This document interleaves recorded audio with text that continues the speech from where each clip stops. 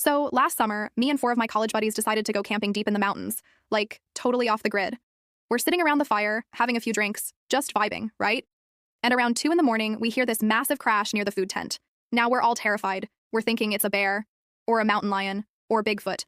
My friend Tyler, who is built like a linebacker, grabs a shovel and the rest of us grab flashlights, and we charge the tent screaming like banshees just to scare the animal off. But it wasn't a bear. It was a guy. Some random dude in a hoodie was trying to steal our expensive cooler full of steaks.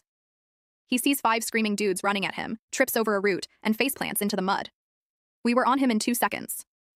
Here's the thing. We didn't have reception to call the cops, and the nearest ranger station was like 10 miles away. We couldn't just let him go, but we couldn't hold him all night either. Then, Tyler looks at his hammock. We grab the guy, who was actually crying at this point, and we put him inside the hammock. Then we twisted it. We spun him around until he was basically inside a tight nylon cocoon. He literally couldn't move his arms or legs, but we didn't stop there. We used our climbing rope and hoisted the hammock up between 2 trees, about 4 feet off the ground. He was just dangling there, swinging gently in the breeze, a human piñata. We sat back down by the fire and kept partying for another 3 hours while this guy just swung back and forth groaning.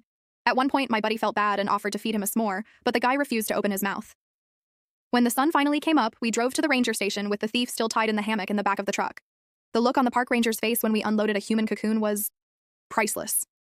He didn't even arrest us for kidnapping. He just thanked us for catching the cooler bandit and let us keep the rope.